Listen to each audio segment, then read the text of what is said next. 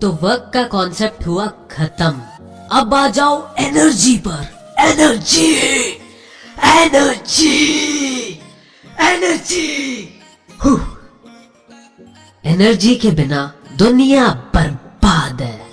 और ये तो हम सुनते आ रहे हैं, अपने सूरज चाचू एनर्जी के सबसे बड़े सोर्स हैं। अब सबसे पहला सवाल है, एनर्जी असल में होती क्या है? साइंस में एनर्जी का मतलब होता है, मान लो एक ऑब्जेक्ट है, तो जितना वर्क वो कर सकता है वो उसकी एनर्जी होती है। An object having capabilities to do work is said to possess energy। मतलब सिंपल है, ऑब्जेक्ट में जितना वर्क करने की क्षमता है वो ही उसकी एनर्जी है। एक एग्जाम्पल के साथ समझो, जैसे हमें कभी कील ठोकनी हो तो हम हथौड़े का यूज करते हैं। तो जैसे हम हथौड़े को पकड़ते हैं तो फिर उसे जोर से आगे लाते हैं, तब उसमें एनर्जी आ जाती है, क्योंकि हम हथौड़े पर फोर्स लगाते हैं और उसका डिस्प्लेसमेंट भी होता है। तो जब हम हथौड़े पर वर्क करते हैं तो उसमें एनर्जी आ जाती है और वो एनर्जी कील को ठोकने में ट्रांसफर हो जाती है जब हथौड़ा कील के कांटेक्ट में आता है।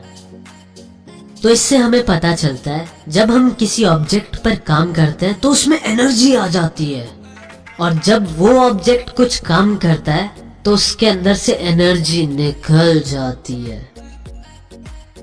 तो एनर्जी की भी यूनिट जूल होती है, क्योंकि एनर्जी है क्या? जो वर्क ऑब्जेक्ट कर सकता है। एनर्जी की एक बड़ी यूनिट भी होती है जिसका नाम है kilo joule. 1 kilo joule 1000 joules के बराबर होती है। अब एनर्जी की अलग अलग शक्लें भी होती हैं, यानी डिफरेंट टाइप्स। तो हम पहले काइनेटिक एनर्जी से निपटते हैं। तो जो ऑब्जेक्ट मोशन में है उसमें वर्क करने की क्षमता होती है, यानी सिंपल है, मूविंग ऑब्जेक्ट में एनर्जी होती है। चाहे तो तुम ऐसा समझ लो कि तुमने अपने एक दोस्त को सामने खड़ा किया और 2 फॉइल से बनी हुई बॉल्स उठा ली।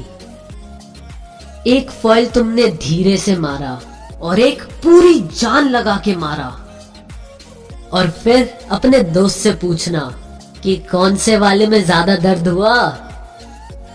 तो पहले तो वो 2-3 गालियां सुनाएगा और तुम्हें फॉइल की जगह चॉक से मारेगा, और फिर तुम्हें बताएगा जो जोर से फेंका था उसमें ज्यादा दर्द हुआ। यानी सिंपल है, जिसकी ज्यादा स्पीड होगी वो ज्यादा वर्क करेगा। तो यही है काइनेटिक एनर्जी, जो वर्क एक मूविंग ऑब्जेक्ट करता है। So kinetic energy is the energy possessed by an object due to its motion. ये इसकी डेफिनेशन है। इसका एक फॉर्मूला भी है, और फॉर्मूला है तो इसकी डेरिवेशन भी है। तो मान लो एक ऑब्जेक्ट है जिसका मास m है और वो इनिशियल वेलोसिटी u से चल रहा है। तो हम उस पर एक कांस्टेंट फोर्स लगाते हैं F, जिससे उसकी वेलोसिटी u से v हो जाती है।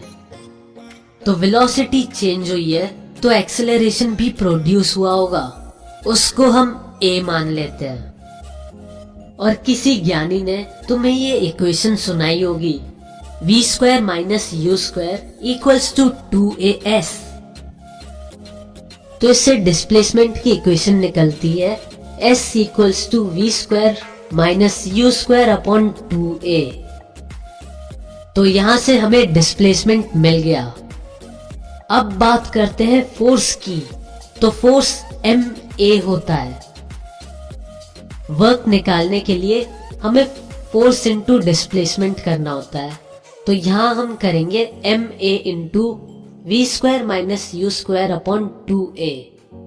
तो a से कट जाएगा और बचा हुआ फॉर्मूला हमें मिला ½ m v² - u²। और अगर कोई ऑब्जेक्ट रेस्ट से मोशन में आएगा यानी उसकी इनिशियल वेलोसिटी 0 होगी, क्योंकि जब कोई ऑब्जेक्ट रेस्ट पे होता है तो उसकी वेलोसिटी 0 होती है। तो फॉर्मूला हो जाएगा हाफ mv²। तो जिस ऑब्जेक्ट का मास m है और वो कांस्टेंट वेलोसिटी v से चल रहा है तो उसकी काइनेटिक एनर्जी होगी हाफ mv²। तो चलो अब इस पर एक टुच्चा सा क्वेश्चन कर लेते हैं। एक ऑब्जेक्ट का मास है 15 kg, वो एक कांस्टेंट वेलोसिटी v = 4 मीटर पर सेकंड की वेलोसिटी से चल रहा है। तो चलो अब बताओ उसकी काइनेटिक एनर्जी क्या होगी।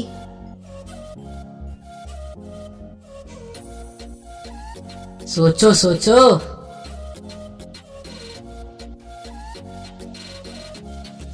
बिल्कुल सही आंसर है 120 जूल्स। देखो सिंपल फॉर्मूला लगाना है, सब कुछ तो तुम्हें दे ही रखा है। मैं उम्मीद करता हूं तुम सबको ये समझ में आ गया होगा। काइनेटिक एनर्जी से रिलेटेड एक बात बड़ी ध्यान से सुन लो, एग्जाम में पक्का आएगी। Change in kinetic energy equals to work done. यानी कोई ऑब्जेक्ट मोशन में है तो उसकी काइनेटिक एनर्जी भी होती है। मान लो किसी तरह उसकी काइनेटिक एनर्जी में चेंज आ जाए तो नई काइनेटिक एनर्जी और पुरानी काइनेटिक एनर्जी का डिफरेंस वर्क डन के इक्वल होता है। Simple, final kinetic energy minus initial kinetic energy equals to work done. अब इस कॉन्सेप्ट पर एक सवाल करते हैं, हो सके तो खुद ट्राई करना।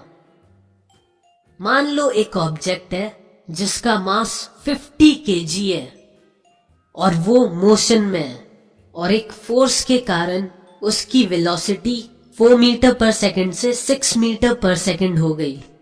तो वर्क डन कितना हुआ? निकालो दोस्तों, इंतजार कर रहा हूं।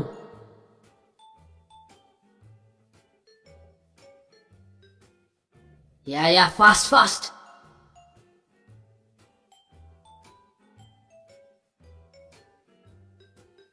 तो चलो अब सॉल्यूशन देखते हैं। इनिशियल काइनेटिक एनर्जी हुई हाफ mu², जो कि 400 जूल्स के बराबर हुई, और फाइनल काइनेटिक एनर्जी हुई हाफ mv², जो कि है 900 जूल्स के बराबर। और दोनों का डिफरेंस यानी final kinetic energy minus initial kinetic energy equals to 500 joules. तो वर्क डन हो जाता है 500 जूल्स। बताओ किस किस का सही आया? तो यार इतना ज्यादा बोल बोल के मेरी तो एनर्जी थोड़ी सी डाउन हो गई है। मैं जरा अपने आप को रिचार्ज करके आता हूं। देखो यार आवाज भी नहीं निकल रही। तो चलो मिलते हैं अगले एपिसोड में।